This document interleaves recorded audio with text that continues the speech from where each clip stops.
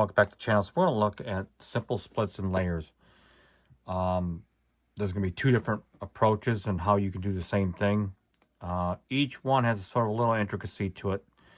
And then we're going to, I'm going to preface this.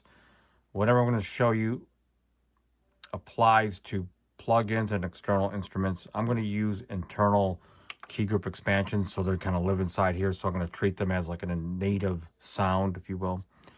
All right, and so if there's anything that differs along the way that might be more beneficial to one way or another, I'll try to make note of that when that happens. So we're gonna to do splits and layers, you actually have to assign a sound source to each track. So almost like if you were sequencing. So track 1, I'm going to assign piano. Track 2, I'm going to assign a string sound. We'll call this a pad. And it's always a good habit to label your tracks. So track 1.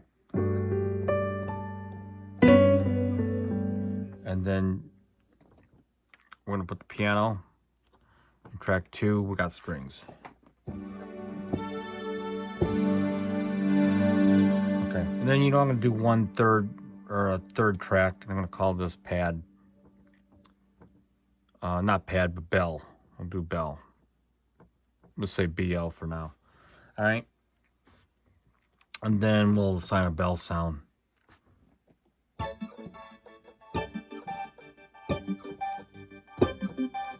Okay.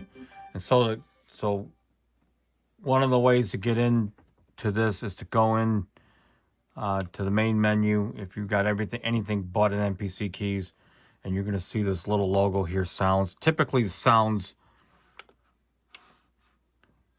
lives right here in this slot. And so what I'm going to use is this little tray here that you can program whatever you want in there. So I'm just going to go drag sounds in here, because the MPC keys actually has a dedicated sounds button, and anything that was made prior to that does not have it. So so that it's going to go live right there. And so I'm going to go into here and hit sounds. And the reason why you got to hit sounds is because below here you're going to see a thing that says key ranges. Okay, so what you see is really simple. 6 soft keys down here, a channel strip setting, which you can hide it, or you can hit the little eyeball and expose it. All right, and you see 3 sounds. So if I go into here and hit shift and each button here record, they all play at the same time. Okay. Now, if I want to do any volume adjustments, there's 2 ways to do it. Because I'm using internal expansions and sounds that are inside the engine itself, I've chosen to leave the MIDI volume alone, okay?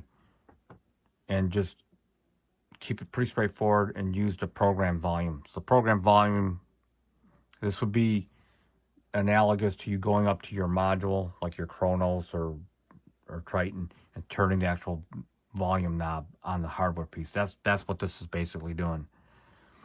If you do track volume, the MIDI track volume, that might work better if you have external gear sort of far away from you and you want to adjust the volume.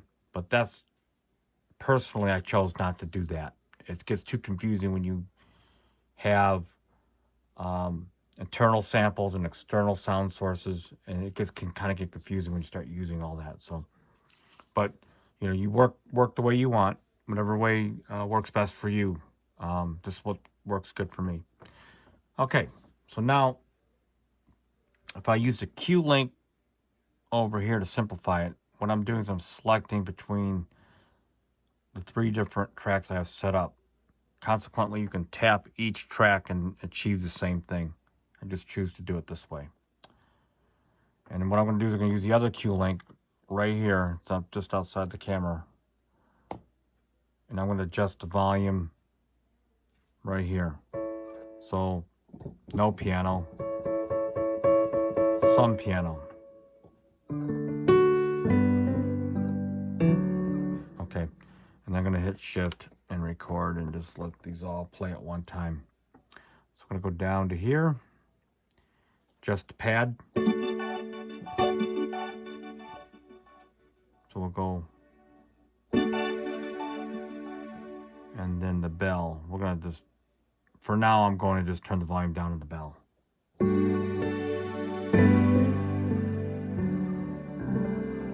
Okay. All right, so now that's just fundamentally a basic layer. I'm going to turn the bell up. Okay. Now let's talk about splits and so forth. So what I'm going to do is, you can drag the split like this. Okay, but that's not very precise. Best way to do it is to enable learn minimum or learn maximum, depending on where you want the split point. So all I have to do is go on my controller, which is not pictured here, but, and just tap, tap, tap, tap anywhere. And that's the quickest way. So like if I learned the maximum and tapped right here, you see how it turned into that little range? All right, so let's go back up to here. All right, we'll go all the way back up to the top. All right, and we'll learn the min. I'll pick A. Okay. Now, it's sort of dynamic and changes as you play your keyboard. If you want that change to sort of take effect, you just disable the learn minimum and it freezes it right there.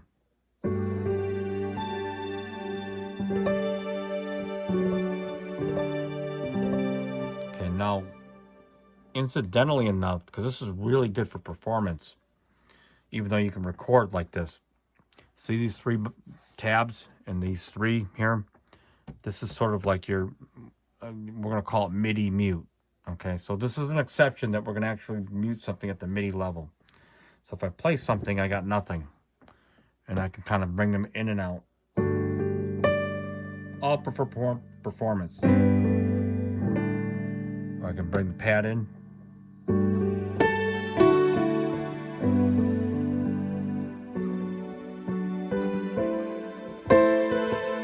Okay. Of course, I can bring the bell pad. So this is good for performance.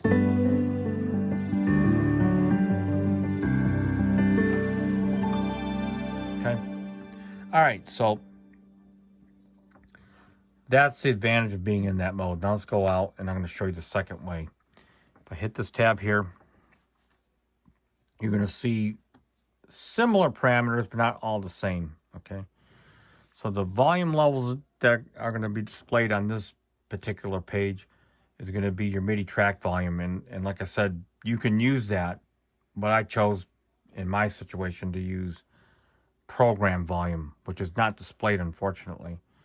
But what you can do is if you see this Q link right here, and if you've got an MPC 1, keys, and live 2, your first Q link defaults to the what would be the first row, which is like this going across. So even though I'm turning this, you'll see the value go up and down. And on the other MPCs, you'll see a little value that slides out to show you the current status of the volume. Okay. And so there's the bell in and out. If I pick the piano track,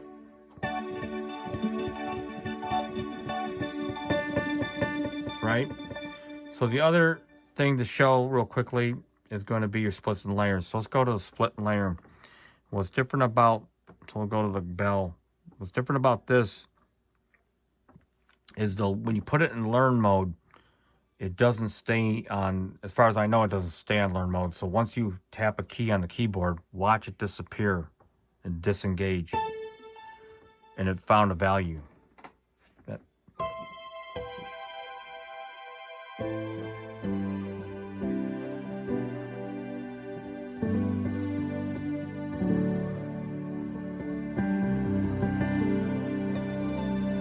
Okay, so that's one of the little small idiosyncrasies outside of not being able to see the program volume, like you saw on that other page. And then, of course, this is not as dynamic in the sense that once you hit a key, it disappears and goes back, which is fine. That's okay. Now, what you don't get in a performance way is you're foregoing the ability to solo and mute. So I can't use these soft pads to mute something. I have to physically go in and solo and mute it. If you're going to do it from this page, you know, you can either do it from here, right? And then go down to here, mute, and down to here, mute. And now you hear nothing, right? You can do it that way, but it's not as intuitive as the other way. But at least you can do it. And the last thing for these are people, again, new to the MPC, you can record.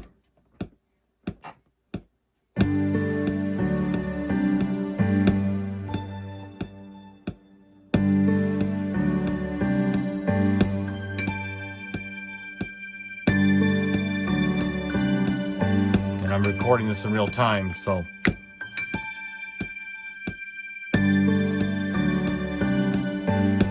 And even for someone like myself that's got all the sounds in the actual packs, being able to layer stuff is really, really nice. Like, if I go in and this is an expansion sound for the K5000, we'll call it lead. And then we'll call this lead 2, L2, we'll just for now. And I assign this to delicate lead. If I double click the main button, I get see all the tracks up here like this. I'll show you again. And here's one sound by itself. That's for my JD990 pack.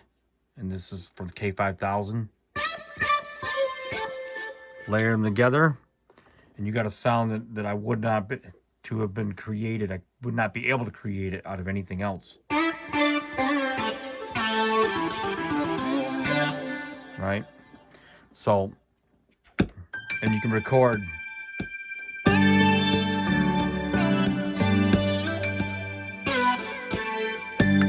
And that was that little whatever ditty that I played using the layer example, but you're all ready to go. So if you do want to record, you're good. In case you're wondering, can you actually layer all this stuff together? In other words, create a split point.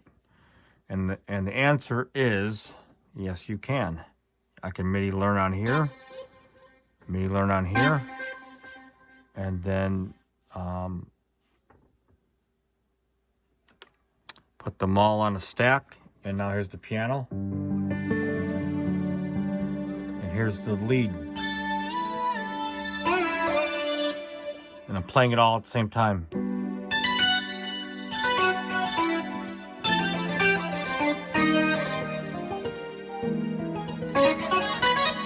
So hopefully that answers your question. Can you do it all? And you actually can.